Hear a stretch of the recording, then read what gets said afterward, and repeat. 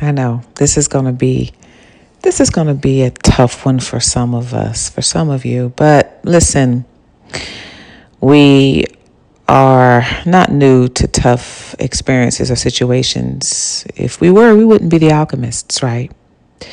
Many of you have actually dated men who attempted to put spells on you for one or two reasons. They attempted to put spells on you because they were either jealous of you and they wanted to keep you. But let me tell you why. Welcome to Alcheminity, because turning pain into power is sexy. And I'm your host and creator of this colony and the many colonies we're building around our globe, held around our galaxies at this point. I'm your queen bee, Miss Burgess, if you're nasty. And for those of you that know, you know that I am a certified sexuality educator. So I use candor and satire and to get the points across that I share here, because what I talk about is deep, it's heavy, it's not for the faint of heart. And so I use and incorporate eroticism into mental health, into personal development, into self-help, and to developing our emotional intelligence as well. So if that is uncomfortable for you, if it's uncomfortable for you to hear me say things like pussy or cock or coming, or you wouldn't know a good thing if it's set on your face, then this is not the page or the channel for you. Let's get into this message, y'all. Listen. Many of us dated warlocks, and we didn't know it. We didn't know it. We were in our minds, we were like, man, this guy is different. He's so unique. He's a unicorn like me, right? Many of us are considered witches, aren't we not? But we didn't know that until we cultivated and activated our spiritual abilities, because some of us dream prophecies, because some of us have the ability to heal just by hugging somebody, healing somebody just by hugging them. We have the ability to heal others just by being in their presence, by the way we smell, even by the way we look. We have the abilities to heal through our voices. Some of you who are singers or speakers or writers, people heal from just reading something you wrote or just listening to you speak or sing, right? So those are our spiritual abilities that we activate. And those things are considered, or were considered, gifts that only witches had. The ability to heal and make healing tonics, right? Those are abilities and spiritual abilities that people thought only witches had, being clairsentient, clairvoyant, clairaudient, having all the clairs, being empaths or psychics, right? So we're considered witches, and we wear that title well. But for those of you on this journey, we are looking at the shifted perspective, because a lot of times you hear witches, you think women. But we're going to flip the script here, and we're going to look at the perspective of warlocks, who will be considered men who would be considered warlocks. Warlocks is a term that's attached to masculine energy, to male energy, and witches is attached to the feminine energy, right? 717, as I say this, that's a synchronicity for many of you. Many of us probably seeing 717. Look that up or put it in the comments. But yeah, many of you dated warlocks. You dated men who attempted to put spells on you. And they knew they were warlocks, by the way. A lot of them dabbled in kitchen magic, right? But a lot of them were high-level warlocks. I mentioned to y'all that I dated a 33rd degree Mason. He's passed away now, and for some years now, about 4 years. And it was all a shock to us. But yeah, I'm going to save some things that I want to share with y'all in members only content. But I did it a 33rd degree Mason, and things shifted in my life when we started dating. Like, And things shifted in my life when I was dating a couple of people, 3 people in particular that came into my life at a time when I was at my lowest. These warlocks come into your life at a time when you're either at a okay place in your life or you're at the lowest point in your life. Yeah, because divine men, like high value, high energy, activated divine men come into your life when you're at a higher vibration. They come into your life when you're at the vibration of, you know what, you're just in a place where you're like, this is my life, this is who I am, take it or leave it, right? The high value men come into your life when you know who you are. You may not have every detail of your life figured out, but you know who you are, you know what your powers are. But a lot of warlocks will come into your life when you're okay, but you're really at the lowest point in your life. And they come into your life because you are seeking validation. We're seeking to be valued. We're seeking to be loved, seeking to be held. You're horny. You're lonely, right? You're confused. You're completely isolated. And they will come into your life almost like somebody that has the answers, or they have the solve to what you need, to what you feel like you need, right? They come into your life when you're feeling at your loneliest and at your lowest, okay? Now, again, don't get this confused with, maybe you're in a place in your life right now where you're good, but you don't have every single detail figured out. You're still at a high vibration, and even when you don't have every detail of your life figured out, who does, right? You're still at a high vibration, even if you aren't making the kind of money you want to make. You're still at a high vibration, even if you aren't fully in your destiny or fully in your mission and your purpose. So don't get that twisted, because you do have men, high value men, that will come into your life that will add to it and be a part of your mission and your purpose. This is not the same thing. I'm talking about warlock men come into your life when, again, you are at your lowest. You don't know who you are or why you're here. You're confused about life. You lack confidence. You're not confident in your body. You're not confident in who you are. You haven't come into your voice. You have not come into your power. This is when these men will come into your life. So many of you dated warlock men who have attempted to put spells on you, who did put spells on you. They would try to do it through sexual intimacy, through penetration, and or they would even try to do it or have done it by even kissing. Okay? Because remember, kissing is very intimate. You are exchanging bodily fluids through kissing. You're exchanging saliva, right? And I'm going to share something with y'all again in the members only content. So, here's the caveat to what Spirit is wanting me to share. You have survived some of the highest level of spiritual attacks that can exist, because the highest vibrational frequency that exists is love. And so when you invited these warlocks into your life, you invited them in through the love frequency. Right? The love frequency being, again, you wanted somebody in your life. You needed somebody in your life. You were horny, you were lonely, you were whatever the case, fill in the blank. And so they were able to be very successful in a lot of the spells that they casted because of the frequency that you allowed them to come into your life. I remember having this dream one time. I'm just remembering it now as I'm sharing this with y'all. But as activated alchemists, remember, you attract it all, like a moth to the flame, burned by the fire. You attract it all. And you have attracted these types of beings, these types of people, because they come in and they feed off the energy and the power that you haven't come into yet, because they know that you have it, but you don't know that you have it. And so they come and they will siphon from it. So let me tell you, I remember having this dream. And I was in a room and there were different color doors, like the color of the chakras. It was a yellow door, a green door, red door, okay? Different color doors.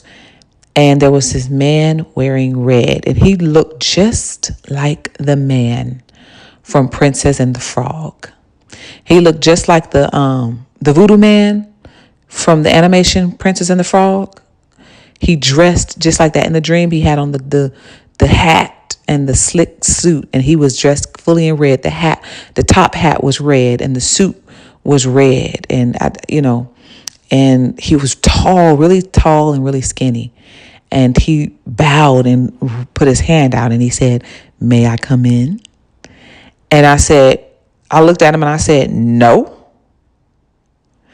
That dream, I'm getting chill bumps. That dream is reminding me that in the spiritual realm, I was able to protect myself. There was a feminine energy standing next to me too. She had to have been, an ancestor or part of the Divine Feminine Council. Because again, I've shared with y'all that the Divine Feminine Council are a lot of my leaders, or a lot of my non-physical leaders and trainers. Speaking of trainers, we talk about that in the one-on-one exclusives. For those of you who are interested in working one-on-one with me, email me at timmeshaburgess@gmail.com. We uncover all of this for you when you are ready to activate fully in your power and in your purpose and in your magnetism and your beauty, your talents, your skills, your gifts. With your one-on-one time with me, we uncover who your non-physical beings are, and we uncover them by name, and we cultivate ways in which you are to be working with them in ways they're supposed to be working with you. So anyway, and how they train you. So anyway, there was one of my non-physical Divine Feminine Council beings in the dream with me, who trains me, who's been training and working with me for some time. And I looked at him and I said, "No." And I just remember feeling so uncomfortable, even though he was chivalrous and a gentleman, like he bowed to ask, "May I come in?" And when I said no, he looked offended. He got angry. And then the dream was over.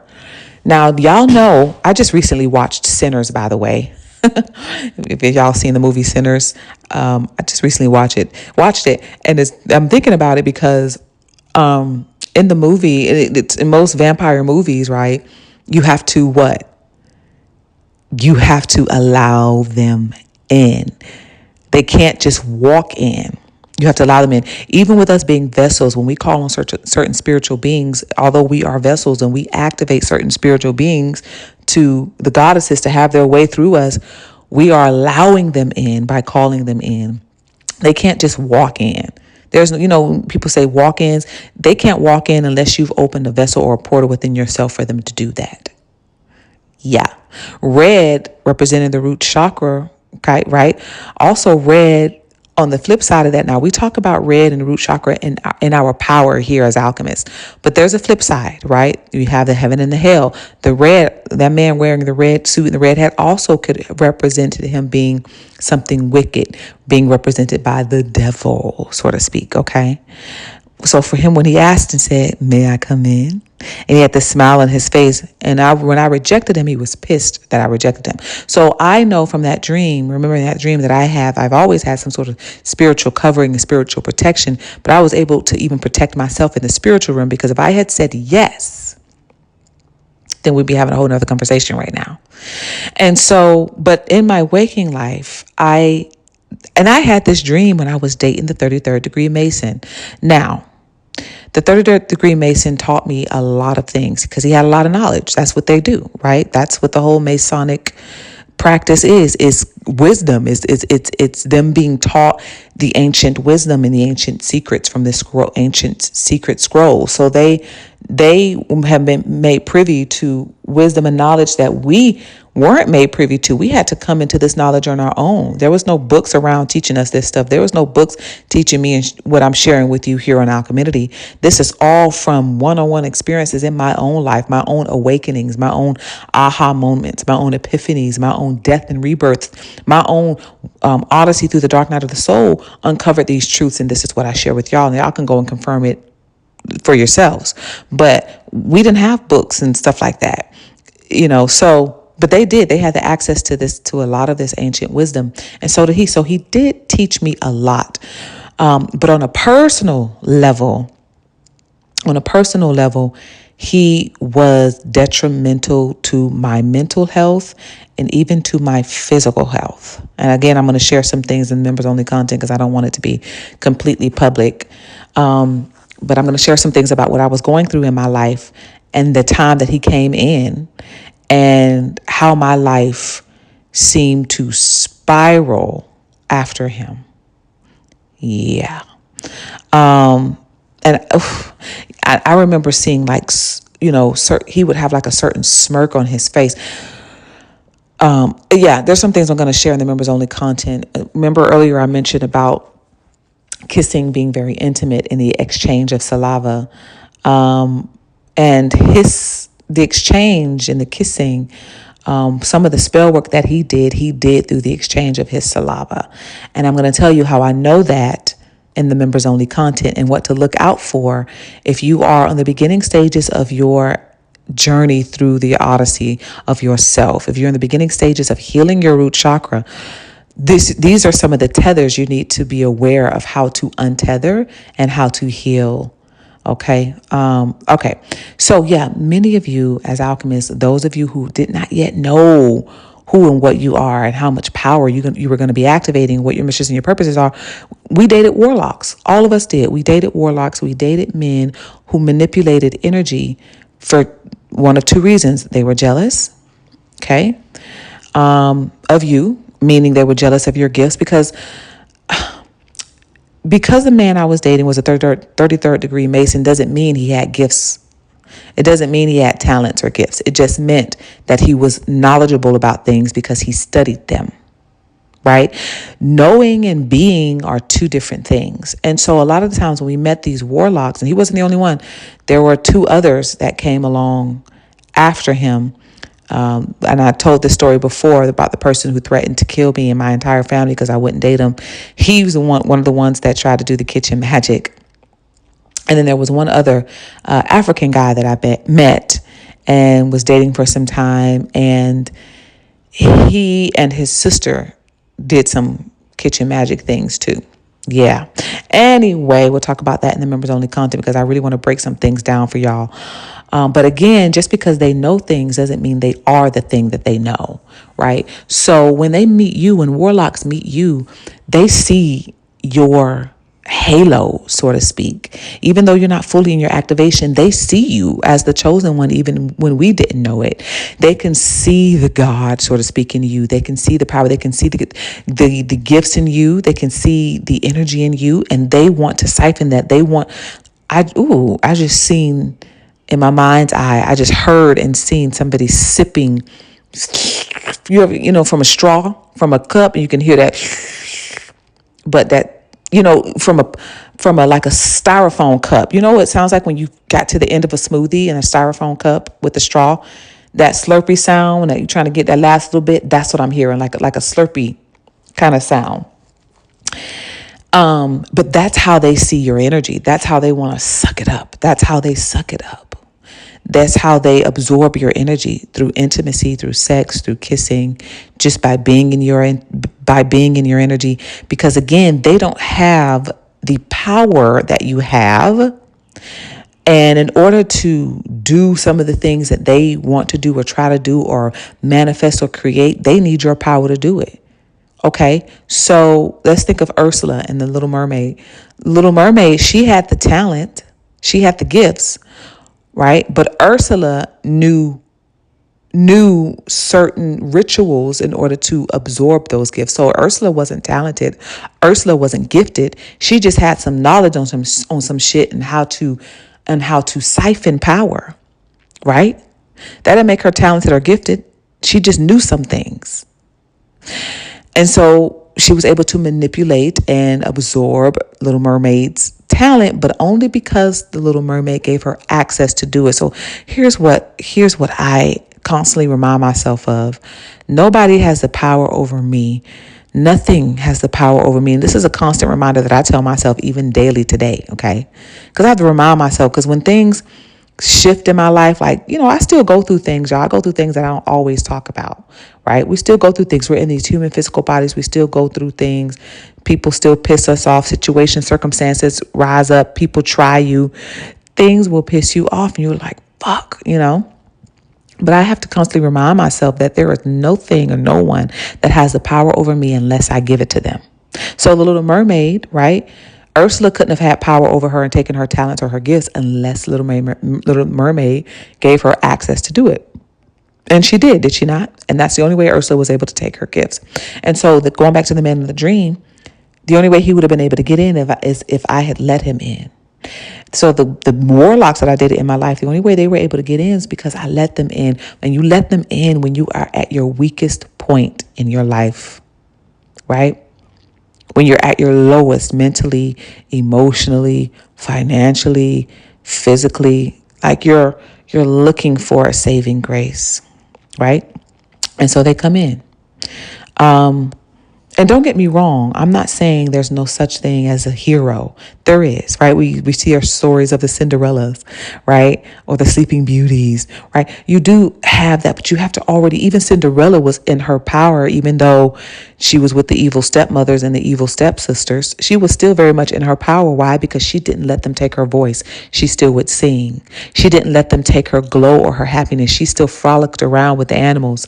Even though she was scrubbing floors, she was still singing and frolicking and dancing around the living room with ash smeared across her cheeks. You know what I mean? She would still go running through the wilderness and, out to the lake and go and sit under a tree and read a book, right? She was still smiling. So that is very much still being in your power. When I say when you're at your lowest mentally, emotionally, you're drained of your life force. And I know how that feels. I've been there. And a lot of the times I still feel like there are parts of me that get pulled into those places where I'm feeling like just today I was having a conversation with my mom and I was talking to her about some financial things, just financial things.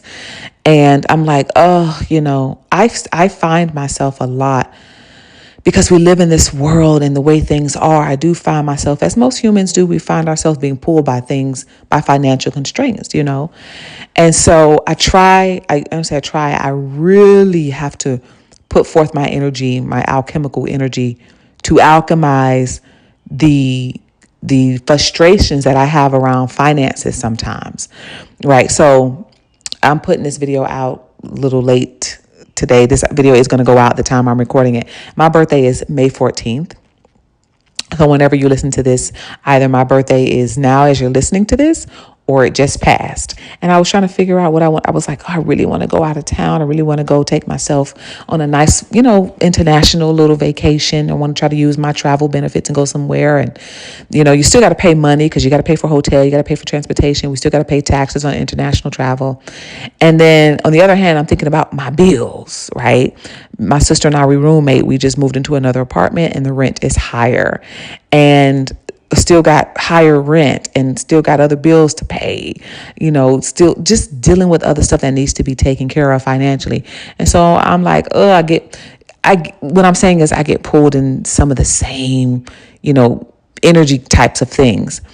And I know how difficult it can be. Why did I just bring that up? What was I talking about that? Because y'all know I go off on a tangent. Why did I bring that up? I think I was bringing that up to say that no thing or no one can have power over us unless we give it power over us, and how difficult that may be sometimes because of the things we have to deal with day to day as humans, right? And so I want to go back to the point because I think I kind of missed exactly where I was trying to go, but the warlocks come into our lives at a time where we're at our lowest. And again, financially doesn't mean you're at your lowest just because you don't have things all figured out financially. As long as we know who we are and what our purpose and our power is, we're still choosing to sing. We're still choosing to speak. You're still choosing to dance. You're still choosing to write that book or start that business, send that email, make that phone call. You're still choosing to go on that hike or that walk. You're still choosing to stand out and bask in the sun. Baby, you are in your power. And so anyway, these warlocks, they will come in when they think you're at your lowest because they see a power and a magic in you that you haven't found yet. You haven't cultivated yet. You haven't fully come into yet, but they see it in you. And so they come in and they siphon.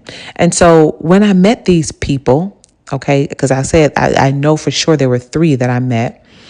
Their lives were okay, were mediocre. As soon as we started dating, opportunities were showing up in their life. Things were going great in their life. It's like somebody waved a magic wand.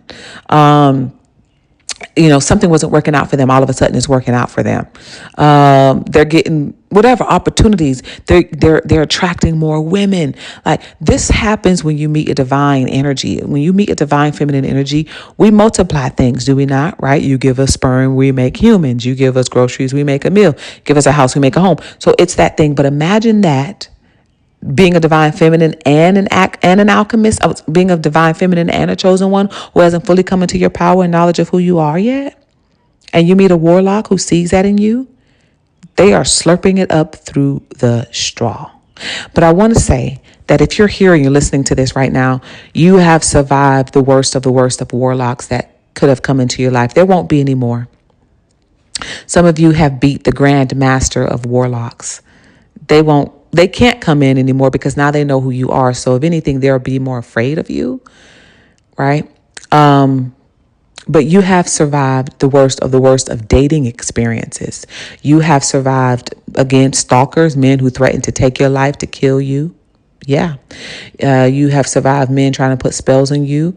You have survived narcissists, manipulators, toxic masculinity. You've survived some of the worst of the worst in some of the worst of the worst in dating. Okay. Maybe you survived physical abuse. I've never experienced physical abuse. Well, I can't say that. I have experienced some things earlier on very early on. But maybe you survived, some sort of physical abuse. Okay. Mental abuse, emotional abuse. You have survived some of the heavy hitters of warlocks. And this is proof of who you are and the powers you've always had, and you just didn't know that you had them. And I'm hearing, oh, you've had the power all along. There's no place like home. There's no place like home. Just click your heels together, Dorothy. You've had the power all along. And they knew it. You just didn't know it. And you've survived the worst of the worst. So I just want to say that those of us on this journey, we've experienced that. Don't think that you're crazy. Don't think that whatever your intuition tells you about that guy that you were dating, or maybe you're dating somebody now and you're speculating, you're kind of like, I'm sensing. Trust your intuition. You have not lost your mind or have gone crazy. And if you are, you've gained a new mind. Okay. Trust your intuition. If there's somebody that you're dating now and you are sensing that type of energy from them, and again, how you know is that all of a sudden their life will be going great, but mentally and emotionally you're not completely fulfilled, and your life seems to have hit a brick wall, or you're at the lowest point in your life. I mean, the lowest, like, meaning you lack confidence, and you know that you do. Okay. You're not in your power of who you are and what your purpose is. You don't know who you are or why you're here. Okay. This is how you know when these type of people will enter your life. So if you feel some sort of inclination that somebody you may be dating may be on that, then just pay attention to that and meditate on that. Again, for some of us, the type of warlock that you attract, they can be at different levels. Maybe he's part of I don't want to say that, because there are brotherhoods that exist that are protective and meant to protect you. I mean, the Masonic Brotherhood was meant to protect the divine feminine, but you have those few and far in between that get in there and they fuck it up for the rest of them, right? So just follow your intuition on that. Just know if you're at the lowest point in your life, mentally, physically, emotionally, you lack confidence, you're not fully in your power, you're not glowing. You're not glowing, right? But somehow this person is coming to your life, and your life is at the same place it was at, and their life has seemed to be increased. Then meditate on that. Okay. But again, many of us have dated warlocks and have survived some of the worst spell work. And this is kind of what comes along on the Dark Night of the Soul Odyssey of an activated chosen one. But you become the alchemist on this journey. And baby, when you do wake up and come into full realization of who you are and what you are, they will flee from thee. They will flee from you. And Spirit's wanted me to add that, again, I've said this many times before. Once you activate, you begin to attract higher level divine masculines who come into your life, who desire to protect you and safeguard your passage through this lifetime. They desire, their mission is to love you and protect you and to safeguard you and to honor you and to take care of you. All right. Yeah. So don't get wrapped up in that. I'm just saying, for many of us, we've dated warlocks, and you want to do the work on yourself to untether from those types of energies. You want to do the inner work on yourself, on your root chakra, to untether your serpent, Kundalini serpent energy from around their phallics. You want to untether yourself. You want to heal and clear out your root chakra. And not just on an energetic level, you want to do it on a physical level as well. Okay. I will see y'all. I'll speak to y'all in the next episode. Ciao for now.